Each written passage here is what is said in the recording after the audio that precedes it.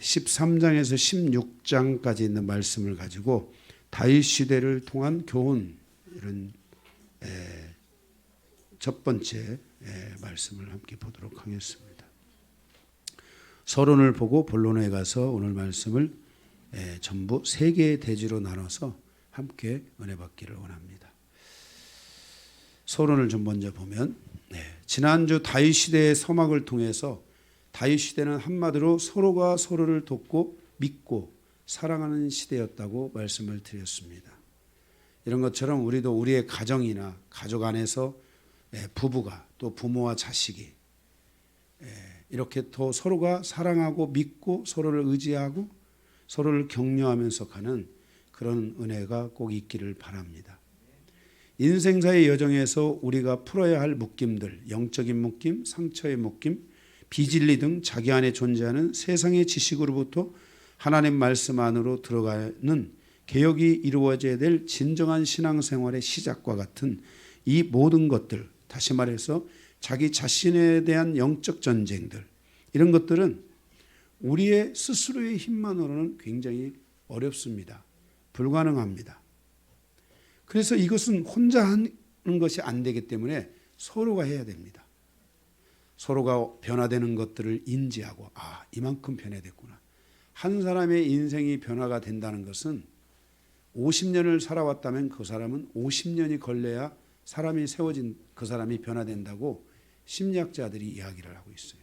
그 정도로 50년을 살아왔는데 50년을 변화돼야 되니까 얼마나 어려운 세월입니까? 그런데 제가 여러분들에게 성경은, 하나님은 우리에게 50년을 변화되라고 하지 않고 있다는 거예요. 하나님은 1년 만에도 변화시킬 수 있고 2년 만에도 변화시킬 수 있고 3년 만에도 변화시킬 수 있다는 것을 말씀하고 있어요. 그래서 변화의 속도를 늦추는 사람은 먼저 된 사람이 나중되고 나중된 사람이 먼저 되는 일들도 있는 것이, 이게 하나님의 질서다라는 것을 우리에게 말씀해 주고 있어요. 이렇게 이러한 것들을 끊어내는 것, 이런 것들을 풀어내는 것은 혼자 힘으로는 그만큼 어렵기 때문에 우리가 이런 것들을 효율적으로 풀어내기 위해서 우리는 서로가 도울 수 있어야 되고 서로 믿어줘야 되고 서로 사랑하는 은혜가 계속해서 이루어져야만 한다는 것입니다. 다윗 시대의 출발점은 화려한 사람들이 모여서 시작된 것이 아니라 아둘람굴에 모인 사람들로부터 시작되었습니다. 그 아둘람굴에 모인 그들은 영적인 묶임 속에 있었고 그들은 상처투성이였으며 잘못된 빚을 인하여 방황하던 사람들이었고 인생에서 실패했던 사람들이었습니다. 그런데 그들은 다윗과 함께 서로 돕고 사랑하고 믿고 의지하는 과정을 열어서 자기 자신에 대한 영적 전쟁을 승리로 이끌어낼 수 있었습니다. 우리가 지난 시간에 봤던 것처럼 그 청년이는 다윗에게 물을 떠주기 위해서 목숨을 걸고 가서 물을 건져오잖아요. 구해오잖아요. 그리고 다윗은 그 물을 먹지 않고 그건 생명의 물이다 해서 땅에 붓습니다. 그러면 이런 것들이 바로 뭐냐면은 서로가 서로를 사랑하고 아끼고 돕고 하는 이런 모든 과정의 결과물로 그런 것들이 이루어졌다는 거예요. 누구든지 자기 자신과 싸우지 않고는 진정한 부흥은 일어나지 않습니다. 왜냐하면 부흥은 바로 나로부터 시작되기 때문에 그렇습니다. 그래서 이 영적 중심에서 우리가 이런 영적 중심에서 우리가 선택해야 될 것은 하나님의 통치를 선택해야 되고 하나님의 말씀이 나를 통치하고 다스릴 수 있도록 우리가 선택해야 됩니다. 우리 중심에 항상 말씀이, 하나님의 통치가 세워져 있어서 그 안에서 우리가 사랑하고 그 안에서 우리가 격려하고 그 안에서 우리가 위로하고 그리고 그 안에서 우리를 개혁해가고 변화시켜가는 이런 삶이 우리 안에 이루어져야만 한다는 것입니다. 말씀을 통해서 변화가 돼야 되고 하나님의 통치를 통해서 변화가 돼야 되지, 내가 이 정도 하면 되겠지, 나는 이렇게 할 거야, 나는 이렇게 하면 돼, 이런 게 아닙니다. 변화하는 것은. 앞에서 찬양을 인도하시는 분들도 와서 자기 이야기, 누가 오늘 효진 집사님 했다고 해서 하는 얘기가 아니에요. 누구든지 마찬가지예요. 앞에서 찬양을 인도하시는 분들도 성도들을 풀어갈 때 자기 이야기를 하는 것이 아니라 하나님의 말씀을 이야기해야 돼요. 저도 내 이야기를 하는 것보다는 하나님의 말씀을 가지고 살아왔고 하나님의 말씀을 이야기하는 거예요. 우리 모든 분들이 하나님의 말씀을 많이 이야기해야 돼요. 가정에서도 하나님의 말씀이 중심이 된 삶을 이야기해야 돼요.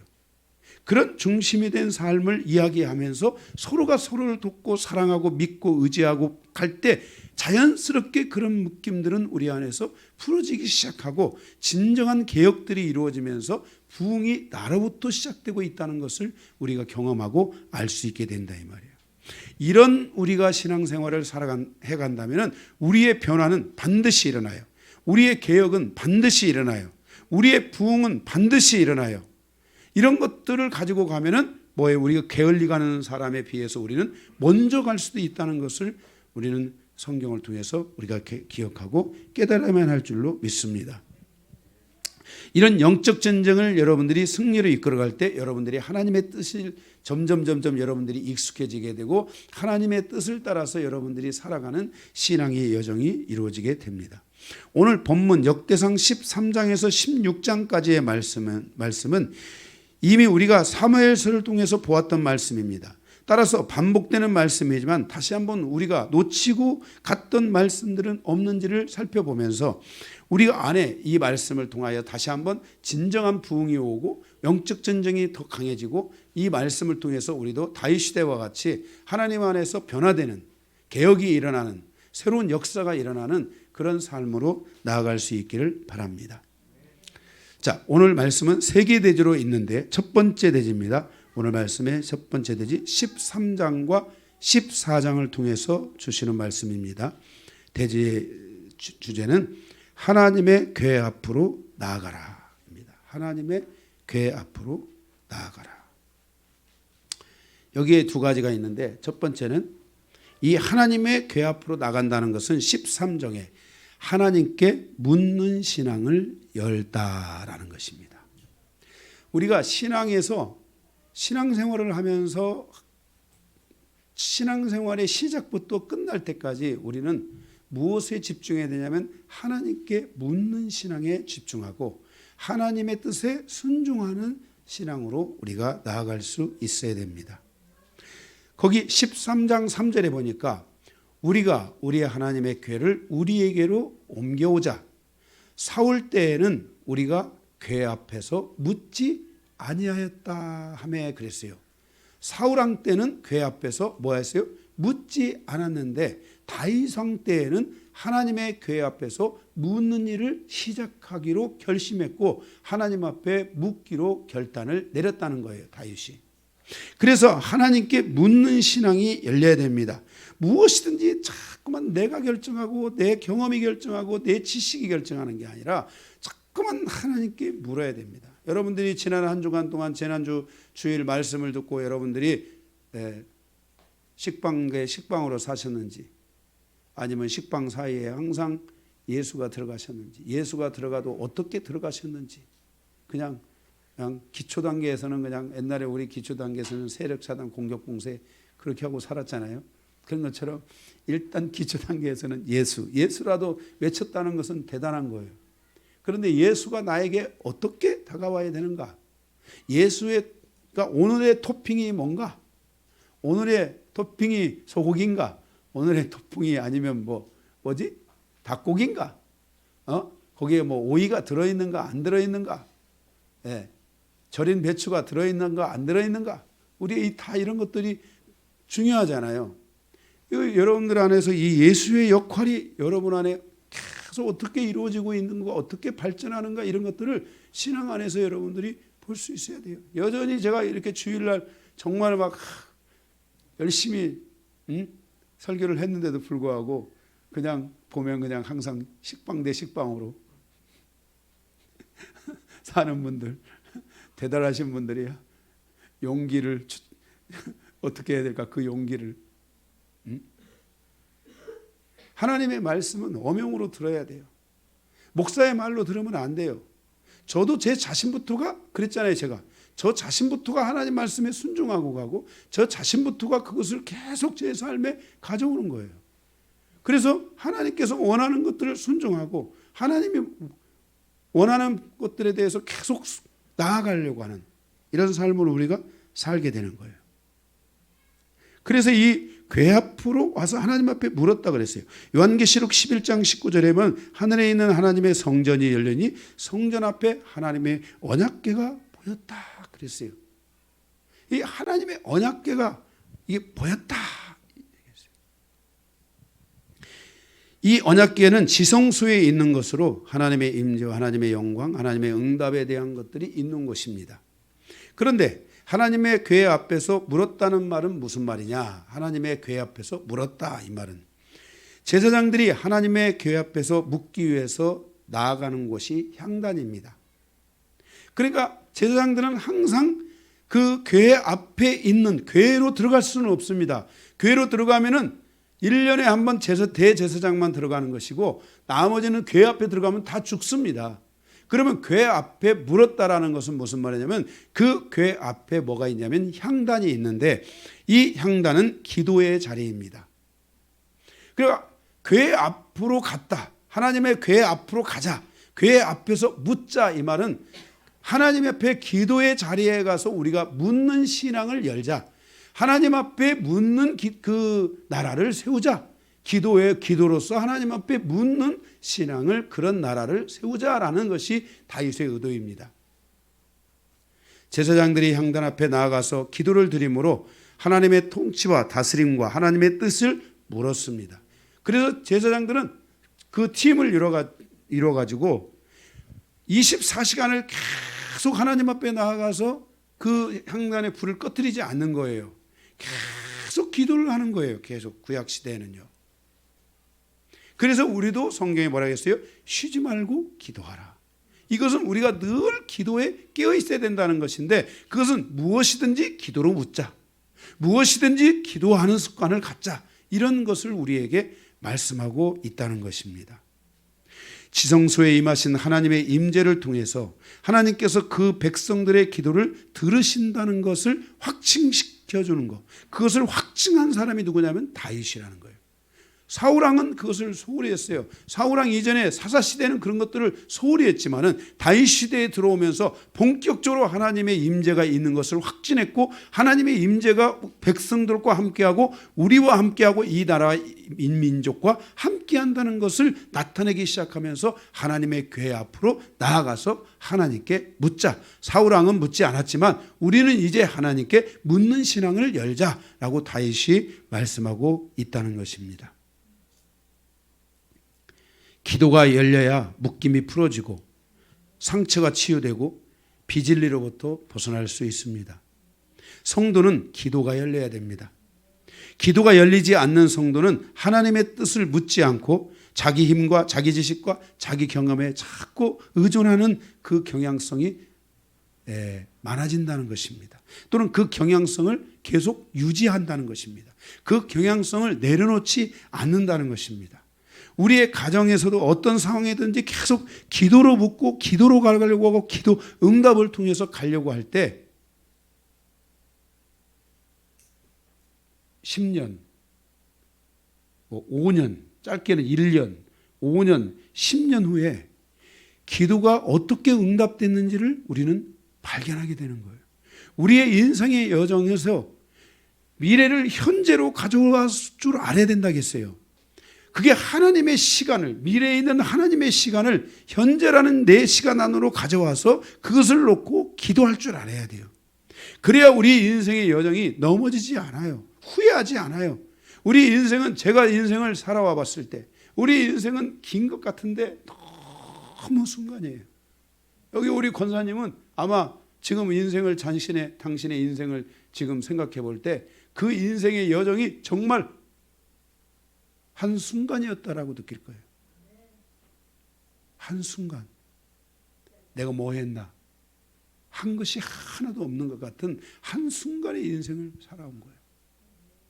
그 한순간의 인생을 우리가 살아가는 데 있어서 우리가 조금 더 그래도 실패하지 않고 성공하고 좀 더 보람이 있고 그래도 자신감 있고 뭔가 확증하고 정말 후회하지 않는 이런 삶을 우리가 살아가기 위해서는 하나님 앞에 묻고 살아가는 삶을 살아야만 한다는 것이에요. 사람은 매우 연약한 존재예요. 자신의 연약함을 끊임없이 느낄 때 그는 자신의 실수를 최소화시켜서 줄일 수 있어요. 인생사의 여정에서 실수를 최소화하고 승리하는 삶으로 나아가는 성도가 되기 위해서는 기도를 열어야 돼요. 다윗과 같이 하나님 앞에 묻는 자가 돼야 돼요. 네. 사울왕은 굉장히 똑똑한 사람이었어요. 그는 정말 제가 그랬잖아요.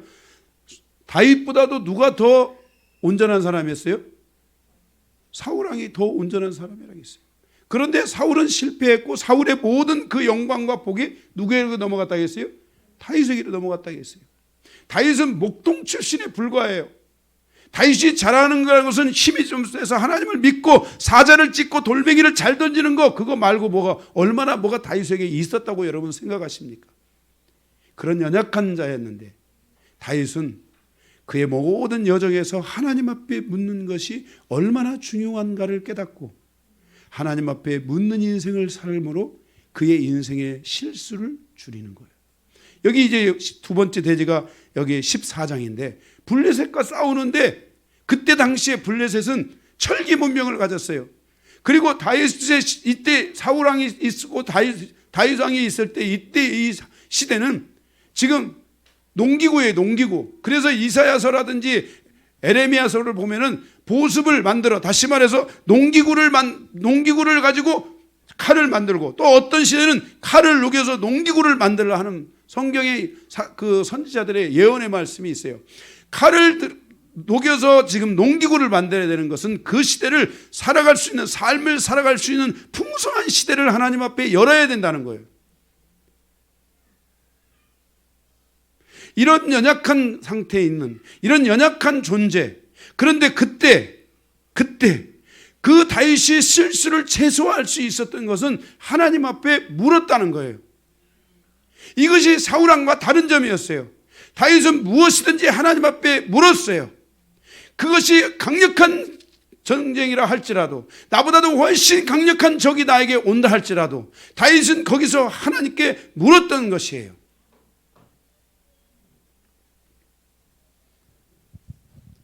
그런 묻는 삶을 열고자 했어요.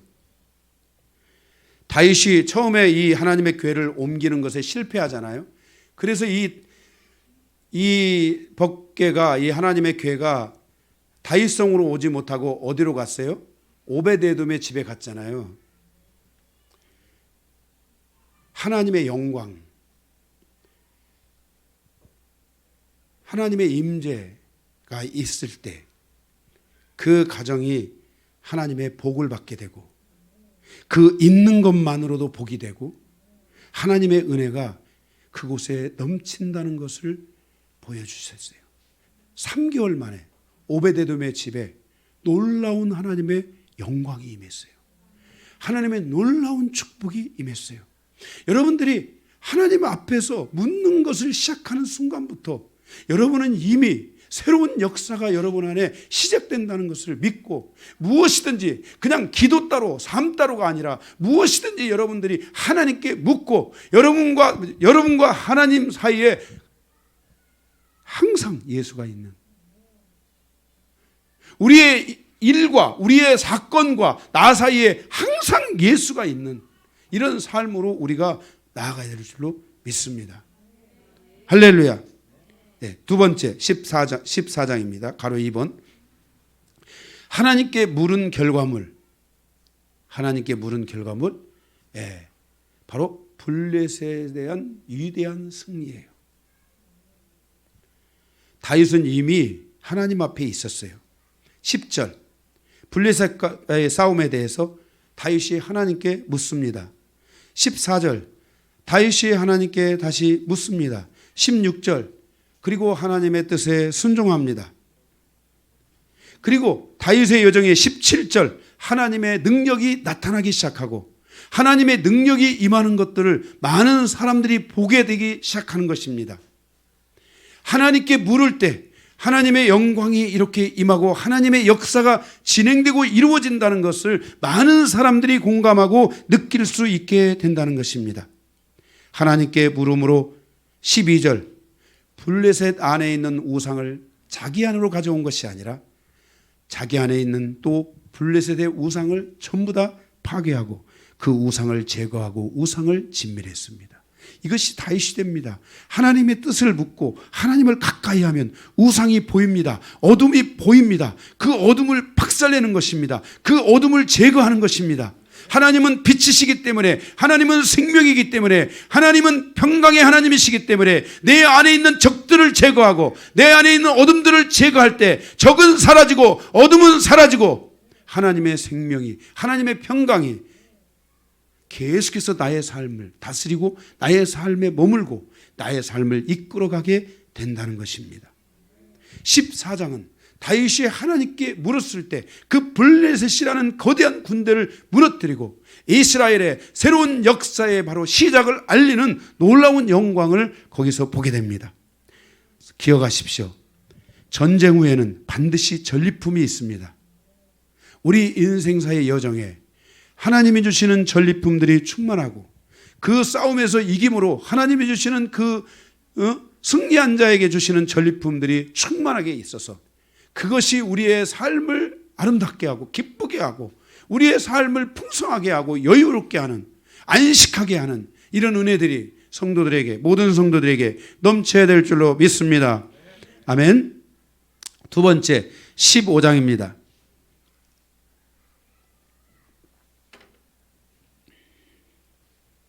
내 중심의 신앙에서 하나님 중심의 신앙으로 나아가라.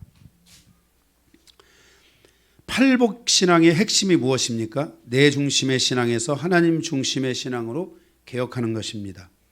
성도는 자기 자신에 대한 개혁이 반드시 이루어져야 됩니다. 지금까지 자기 중심의 삶을 살아왔기 때문에 세상사는 자기 중심으로 살게 하는 삶이기 때문에 나는 계속해서 자기 중심으로 살고 있다는 것입니다. 모든 인간은 근본적으로 연약한 존재들이기 때문에 자기 중심으로 살면서 인생이 폭망할 수 있다는 것을 기억해야 되고 대부분 이렇게 인생이 폭망하는 경우들이 대부분입니다. 그래서 하나님을 모르는 사람들은 무당을 의지하는 겁니다. 세상 사람들을 의지합니다. 그러나 성도는 하나님을 의지하는 신앙으로 나가야 할 줄로 믿습니다. 15장에 나타나고 있는 하나님의 궤가 주는 교훈은 무엇인가?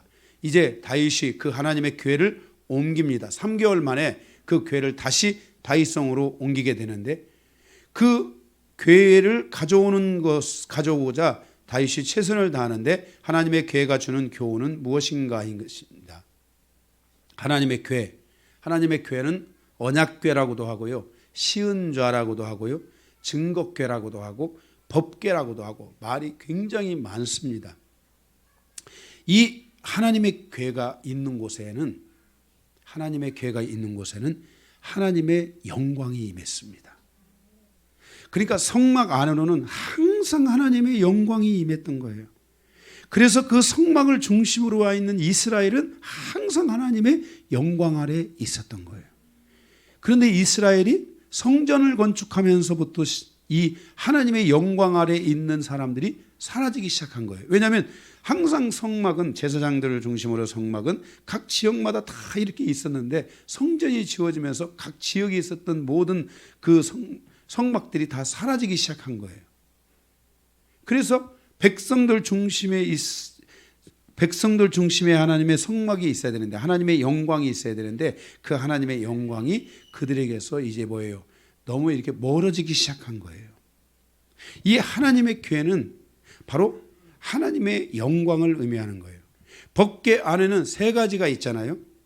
첫째가 뭡니까? 아론의 쌍난 지팡이, 둘째가 만나, 셋째가 하나님의 돌판. 요 3가지가 있잖아요. 이 모든 것이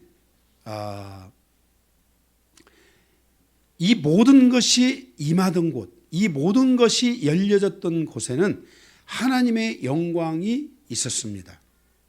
아론의 쌍난 지팡이로 말미암아 하나님의 영광이 그곳에 임하고, 만나를 통해 하나님의 영광이 그곳에 임하는 것을 그들이 보았고, 하나님의 돌판 앞에 백성들이 모였을 때 그 어미한 하나님의 영광을 통해 그들이 고개를 들지 못하고 두려워 떨었습니다.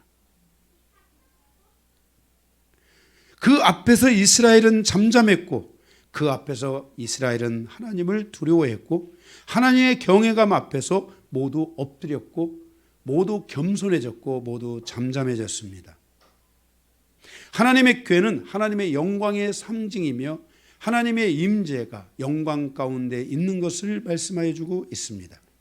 그래서 법궤 위에 하나님의 천사 그룹들이 그 법궤를 쳐다보고 있어요. 13장 6절에도 다윗이 이스라엘과 느리고 말했을 때 되었으니 이는 여호와께서 두 그룹 사이에 계심으로 그러한 이름으로 일컬어졌더라. 그렇게 나와 있어요. 예. 그룹 사이에 계셨다. 그룹이 천사들이 그룹이 그 궤를 쳐다보고 있는 거예요. 하나님의 영광이 그곳에 머물고 있다는 것을 보여주고 있어요. 그래서 이 하나님의 궤가 다윗성으로 가는 것은 하나님의 영광이 가는 것이에요. 그 누구도 하나님 앞에서 높은 자가 없고 교만한 자가 있을 수 없으며 다윗은 하나님의 영광 안에서 살고자 했어요.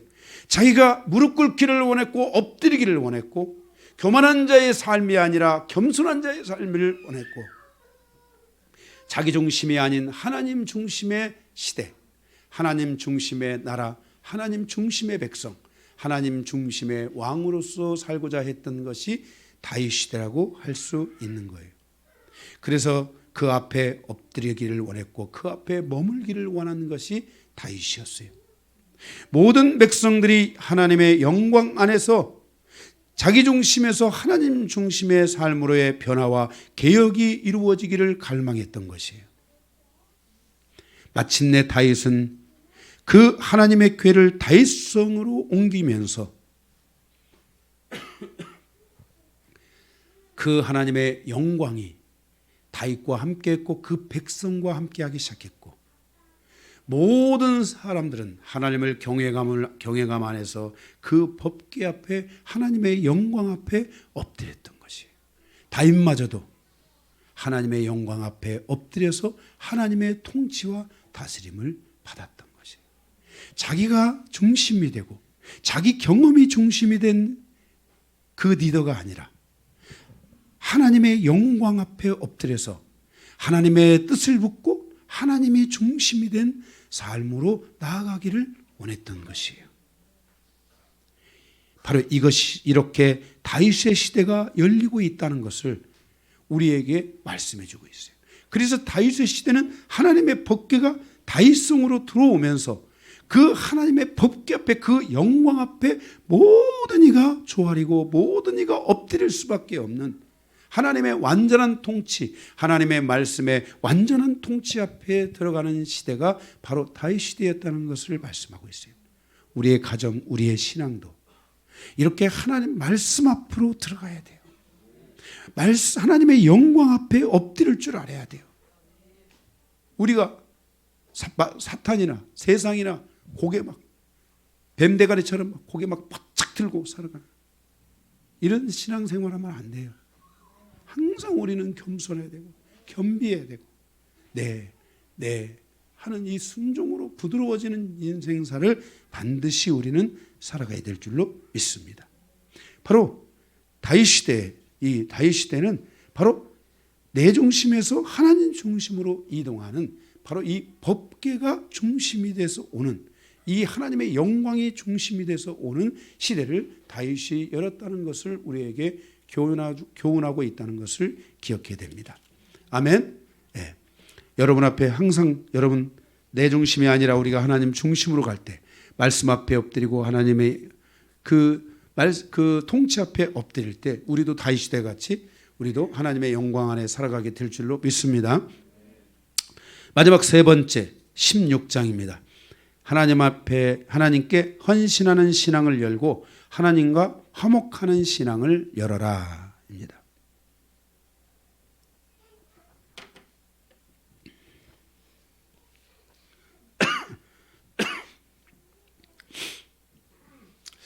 우리가 여기 이러한 그 놀라운 역사 안에서 다윗이 하나님의 법궤 앞에서 제일 먼저 한 것이 뭐냐면은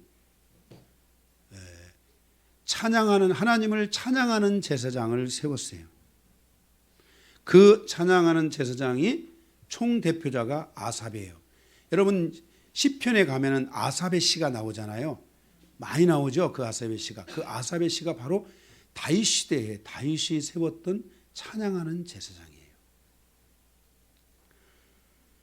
우리 교회 찬양의 리더들도 바로 그러한 그 다윗 시대의 하나님의 법궤 앞에서 하나님의 영광 앞에서 찬양을 한 것처럼 우리 교회 모든 찬양의 인도자들도 그런 마음을 가지고 그러한 기도를 드리고 내가 늘 하나님 앞에서 찬양을 통해서 하나님 앞에 큰 영광을 돌릴 수 있게 해달라고 여러분들이 기도하셔야 돼요. 그래서 찬양이 오늘 말씀이 있지만은 찬양이 하나님께로 올라가야 돼요.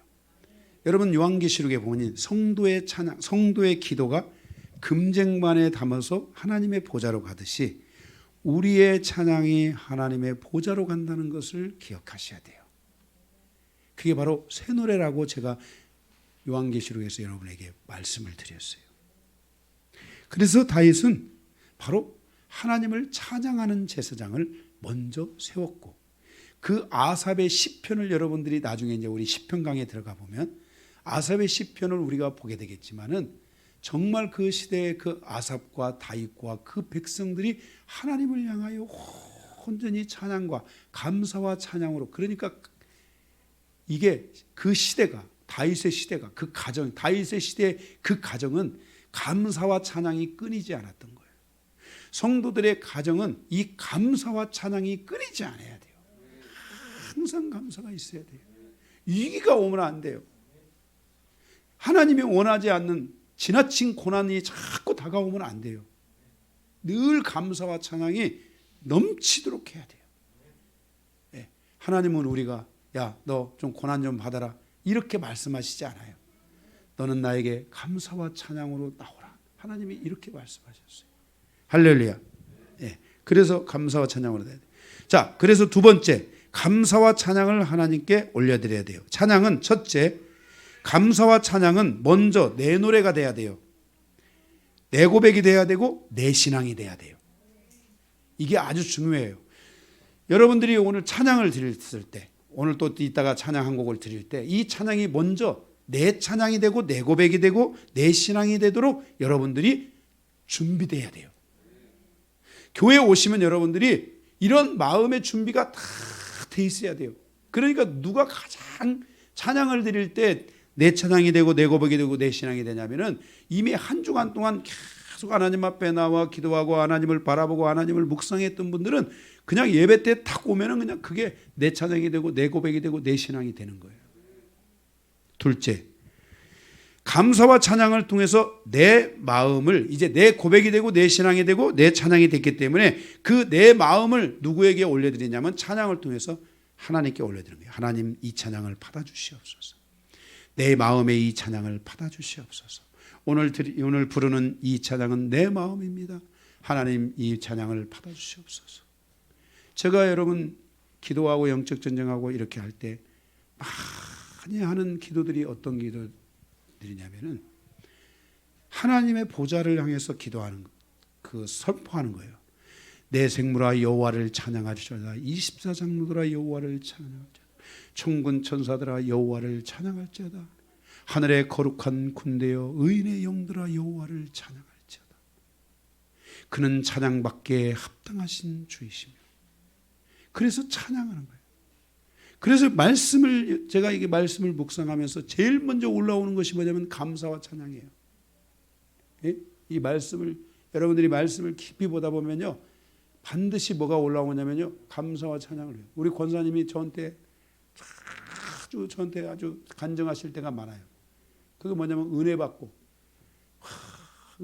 하나님 앞에서 막 기도하면서 목사님 오늘 또 말씀이 은혜돼서 막 제 입술에 감사와 찬양이 계속 올라왔습니다. 그래서 저 계속 찬양을 올려드렸습니다. 이렇게 우리 권사님이 저한테 전화를 하실 때가 굉장히 많아요. 그만큼 권사님은 말씀 앞에서 은혜를 받으니까 말씀이 뭘로 변했어요? 감사와 찬양으로 변한 거예요. 여러분의 가정에 이 감사와 찬양이 많아야 돼요. 그것은 여러분의 삶에 응답이 많다는 거예요. 응?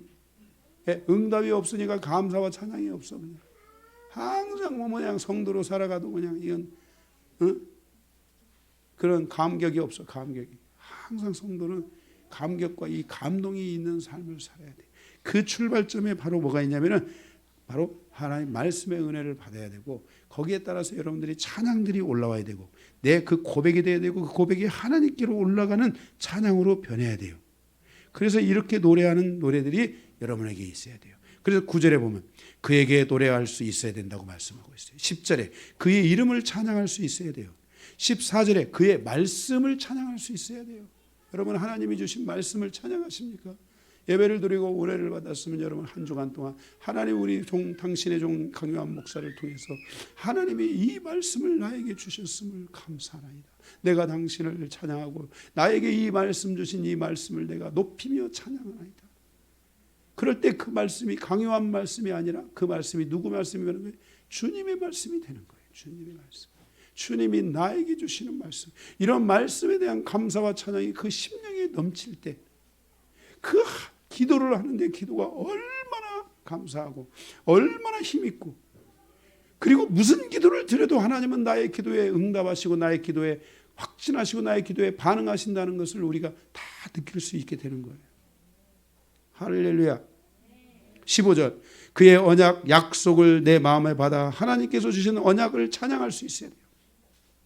하나님이 나에게 주셨다. 오늘 이 말씀, 하나님이 이 말씀을 이렇게 많은 사람들이 있는데 나에게 주셨음을 찬양하나이다. 오늘 이 말씀이 나의 말씀입니다. 나에게 이런 부분들을 하나님이 더 기도하라고 하시는군요. 하나님이 나에게 이런 부분들을 더 확신하라고 하시는군요 하고 나에게 주시는 말씀으로 그것을 받아들이고, 그럴 때 그 언약은 뭐라고 했어요? 거기 15절입니까? 15절 우리 16장 15절 16장 15절 15절 다 같이 읽겠습니다. 시작.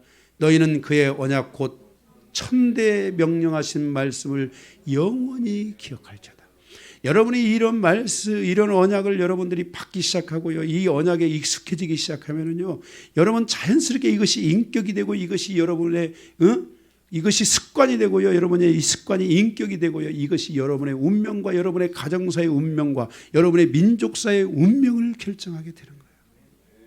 그냥 듣지 마요. 그냥 반드시 그렇게 될 거예요. 그 언약이 언제까지? 천대까지 우리에게 주신 명령이라는 거예요.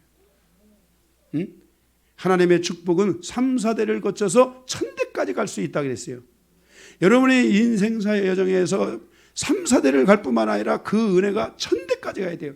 다윗 한 사람 때문에 다윗에게 주신, 다윗이 하나님을 향하여 사랑하고 다윗이 하나님을 경외하고 다윗이 이렇게 살았던 이 삶 하나 때문에 이스라엘에게, 남유다에게 하나님이 몇 년의 복을 주셨어요? 천대의 복을 주셨잖아요. 할렐루야. 천대 복을, 정말 천대. 그래서 이스라엘은 그 다윗을 잊지 못하고 지금도 그 성지순례, 우리 성도들도 다 젊어서 성지순례들 다 갔다 오세요. 네. 우리 교회 성도들이 다 가면 좋은데, 성지순례는 다 한 번씩 갔다 와야 돼. 그 다윗의 가묘, 가짜묘를 만들어 놓고 지금도 그 다윗을 그리워하는 거야. 왜? 하나님 다윗에게 주신 그 은혜가 천대까지 그 자기들에게 미쳤던 거야. 자기들에게. 할렐루야. 예, 여러분 한 사람의 주님을 향한 이 여정이 여러분의 민족사를 이루는 그 여정 가운데 믿음의 가문, 내가 우리 송 집사님을 통해서 제가 제일 부러운 것 중에 하나는, 제가 초기에는 못된 신앙이라고, 왜냐하면 제대로 신앙생활을 안 하고 그래서 제가 못된 신앙이라고 제가 막 그랬어요. 그런데 송 집사님과 그 과정을 통해 참 부러운 것 중에 하나는 믿음의 민족사를 이루는 거예요. 벌써 150명. 그 가문에 믿는 자들이 150명이 생겨가지고 모임 때 그 150명이 다 신앙 안에 있는 거예요. 이렇게 대단한 가정이 지금 우리 교회에 있는 거잖아요. 여러분 이런 분들 여러분 곁에 두고 있다는 것을 기쁘게 생각해야 돼요. 나는 저보다도 더 큰 역사가 나보고 또 이루어지게 해주십시오. 목사님 나는 지금 너무 절망인데요. 아무것도 안 보이는데요. 여러분 기도는 영원한 거예요. 기도하는 자의 기도는 하나님이 반드시 받으시는 거예요. 응? 응? 우리 인생의 미래의 여정을 누가 알겠어? 하나님만 아시는 거예요. 우리는 오직 무엇밖에 없어? 믿고 가는 거야. 기도하고 가는 거야. 믿고 가는 거야. 하나님 뜻대로 될 것을 믿고 가는 거야. 16절. 이 언약은 제일 먼저 아브라함과 이삭과 야곱과 이스라엘에게 주신 것이라고 말씀했어요. 그래서 아브라함의 언약은 모세의 언약과는 비교할 수가 없어요. 여기 모세의 언약은 나오도 안 해요. 19절. 자신을 낮추고 자신에게 주신 주님의 기업을 감사하고 찬양하면서 갈 수 있어야 돼요. 항상 여러분들이 하나님이 나에게 주신 이 기업, 나에게 주신 이 가정, 나에게 주신 이 일터, 나에게 주신 이 모든 자녀들, 자손들, 이 모든 삶은 하나님의 너무나 연약하지만 하나님이 은혜 주시고 은혜 베푸시고 앞으로도 큰 영광을 부어주셔서 하나님의 궤 앞에서 큰 영광의 은혜를 부어주셔서 하나님의 영광이 우리 가정사에 떠나지 않게 될 줄로 믿습니다 하면서 이것을 여러분이 사모하면서 기도해야 돼요. 그래서 감사와 찬양을 올려드리는 은혜가 여러분에게 있기를 주님의 이름으로 축복합니다. 마지막 세 번째 3번에 3번 16장 1절에서 6절 37절에서 43절에 보면 다윗이 그러므로 하나님께 번제와 화목제를 드렸어요. 이 번제는 하나님께 헌신의 제사예요. 자기를 드리는 제사예요. 자기의 모든 것을 드리는 자예요. 그래서 이 번제는 제사장이 가져가는 몫이 없어요. 다 완전하게 태워드리는 제사가 이 번제예요. 여러분 성도는 항상 하나님께 헌신하는 신앙이 열리고 선신하는 마음으로 살아가야 돼요. 두 번째는 성도는 항상 하나님과 화목하는 성도가 돼야 돼요. 하나님과 관계가 다 화목해야 돼요. 거기가 출발점이에요. 하나님과 화목하면서 형제와 화목하고 하나님과 화목하면서 가정과 화목하고 할렐루야. 계속해서 그래서 하나님과의 관계가 멀어지고 하나님과의 관계가 문제가 생기잖아요. 그러면 나머지가 다 문제가 생기기 시작해요. 그런데 하나님과의 관계가 항상 중심에서 잡혀 있는 사람들은 조금 문제가 있어도 다 이겨낼 수 있어요. 다 풀어져요. 다 새로워져요. 그래서 이 하나님과의 관계가 무엇보다 중요해요. 그래서 다윗도 항상 하나님과의 뭔 관계가 더 중요하다는 걸 말씀하고 있어요. 화목 관계가 중요하다는 것을 우리에게 말씀해 주고 있는 거예요. 그래서 다윗의 여정에는 항상 하나님과의 화목 관계가 있었기 때문에 다윗의 인생사의 여정에 많은 일들, 다윗을 저주하는 사람이 있어도 괜찮다. 다윗을 망해서 자기를 죽이려고 쫓아오는 막 자기의 아들들을 향해서도 그것들을 내려놓고 이런 모든 여정들이 다 목 관계가 바르게 열렸기 때문에 하나님과의 관계가 열렸기 때문에 다윗이 승리할 수 있었다는 것을 우리에게 말씀해 주고 있습니다. 여러분들의 신앙의 여정 속에 하나님께 헌신하는 신앙, 하나님과의 화목한 신앙이 늘 영원토록 있기를 주님의 이름으로 축복합니다. 말씀을 마치겠습니다.